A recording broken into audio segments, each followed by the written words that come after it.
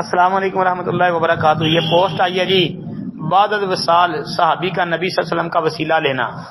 ابن حجر، ابن شیبہ، ابن کثیر نے اس حدیث کو صحیح کہا. بھائی ابن حجر اور ابن ابی شیبہ اور ابن کثیر، اس میں یہ جو روایت لکھی ہے نا، مالک دار بیان کرتے ہیں کہ حضرت عمر بن خطاب کے زمانے میں لوگ قحط میں مبتلا ہو گئے. پھر ایک صحابی نبی علیہ السلام کی قبر عطا پر حاضر ہوئے اور عرض کیا، اللہ کے رسول آپ اللہ تعالیٰ سے اپنی امت کے لیے سیلابی مانگے، یعنی پانی مانگے، کیونکہ وہ قحط سالی کے بعد ہلاک ہو گئی ہے. پھر خواب میں نبی علیہ السلام نے اس صحابی کے پاس تشریف لائے اور فرمایا، عمر کے پاس جا کر اسے میرا سلام کہو اور اسے بتاؤ کہ تم سیراب کیے جاؤ گے، اور عمر سے یہ بھی کہہ دو کہ مطلب دین کے دشمن یہ سامراجی تمہاری جان لینے کے در پہ ہیں، عقل مندی اختیار کرو، عقل مندی اختیار کرو. پھر وہ صحابی حضرت عمر کے پاس آئے اور انہیں خبر دی تو حضرت عمر رضی اللہ عنہ رو پڑے اور فرمایا، اے اللہ میں کتا ہی نہیں کرتا مگر یہ کہ عاجز ہو جاؤں. نیچے حوالے لکھے ہیں جی. ابن ابی شیبہ نے اس کی تخریج کی ہے مصنف میں، بہقی نے دلائل النبوہ میں، ابن تیمیہ نے اقتداء صراط المستقیم میں. آگے لکھا ہے وابن کثیر فی البدایہ والنہایہ، ابن کثیر نے البدایہ والنہایہ میں لکھا رواہ ابن ابی شیبہ باسناد صحیح. تو محترم بھائی یہ جو اوپر لکھا نا کہ ابن حجر ابن شیبہ، یعنی لکھنا تو ابن ابی شیبہ تھا نا، اور ابن کثیر نے اس حدیث کو صحیح کہا. نہیں، ابن ابی شیبہ نے صحیح نہیں کہا، بلکہ حافظ ابن کثیر رحمۃ اللہ علیہ نے البدایہ والنہایہ کے اندر یہ بات نقل کی ہے کہ رواہ ابن ابی شیبہ باسناد صحیح. جی یہ ابن ابی شیبہ نے اس کو صحیح سند سے بیان کیا، یہ ابن کثیر کہہ رہے ہیں. آگے لکھا ہے اسنادہ صحیح والاسقلانی فی الاصابہ. حافظ ابن حجر اسقلانی رحمۃ اللہ نے الاصابہ میں اس کی سند کو صحیح کہا ہے. لیکن بھائی یہ روایت ثابت نہیں ہے، یہ ضعیف ہے. اس کو چاہے ان کے علاوہ بھی علماء حسن یا صحیح کہتے رہیں، جب تک کہ علت ختم نہ ہو. علت اس میں کیا ہے؟ آمش کی تدلیس، وہ مرکزی علت ہے. آمش کی تدلیس ہے، اس میں آمش کا آنا ہے. سماع کی صراحت مل جائے تو سند صحیح ہے، سماع کی صراحت نہیں تو پھر ضعیف ہی ہے.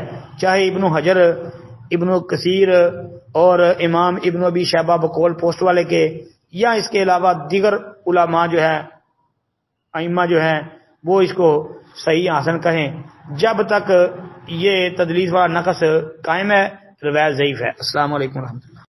وعلیکم السلام ورحمۃ اللہ وبرکاتہ. محترم بھائی پوچھتے ہیں جی کہ کسی بھائی نے کہا ہے کہ پگڑی پہن کے نماز پڑھنا 27 نمازوں کے برابر ہے، یعنی 27 نمازوں کا ثواب ملتا ہے. محترم بھائی صحیح مسلم وغیرہ کے اندر حدیث آتی ہے کہ آدمی اکیلا نماز پڑھتا ہے، اکیلے نماز پڑھنے کی نسبت با جماعت نماز ادا کرنا یہ 27 نمازوں کے برابر ہے، یعنی 27 نمازوں کا اجر و ثواب حاصل ہوتا ہے جو بندہ با جماعت نماز پڑھتا ہے. یہ لفظ صحیح مسلم میں ہے. اب بغیر پگڑی مطلب بغیر امامہ شریف پہنے اگر بندہ نماز پڑھتا ہے اور ایک بندہ امامہ پہن کے نماز پڑھتا ہے تو آیا اس کو 27 نمازوں کا ثواب ملے گا؟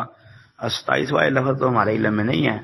البتہ ایک روایت یہ بیان کی جاتی ہے کہ جو امامہ پہن کے مطلب پگڑی پہن کے نماز پڑھتا ہے تو اس کو 25 نمازوں کا ثواب ملتا ہے. اچھا، دوسرا اس میں یہ بھی ہے کہ جو بندہ امامہ پہن کے جمعہ پڑھتا ہے تو اس جمعے کا 70 جمعوں کے برابر ثواب ملتا ہے. اچھا لیکن یہ روایت موضوع ہے، مان گڑھ روایت ہے یہ. پھر اس کے علاوہ ایک روایت جو ہے وہ یہ بیان کی جاتی ہے کہ امامہ پہن کے نماز پڑھنا یہ 70 نمازوں کا ذکر ہے، 70 نمازوں سے افضل ہے. یعنی بغیر امامے کے نماز پڑھنا اور امامہ پہن کے نماز پڑھنا جو ہے وہ 70 نمازوں کے برابر ہے. لیکن یہ جھوٹ ہے، باطل ہے، مردود روایت ہے، یہ بھی ثابت نہیں ہے. اور اس کے علاوہ ایک روایت مسند الفردوس الدیلمی کے اندر جو ہے وہ ہے، اس میں یہ ہے کہ رکعتانی 2 رکعتیں امامہ پہن کے پڑھنا یہ 70 رکعتوں سے بہتر ہے، لیکن یہ روایت بھی موضوع ہے۔ تو یہ موضوع من گڑھ قسم کی روایتیں ہیں جن کے اندر امامہ شریف پہن کے نماز پڑھنا اور جمعے پڑھنے کی فضیلت بیان کی گئی ہے۔ السلام علیکم ورحمۃ اللہ۔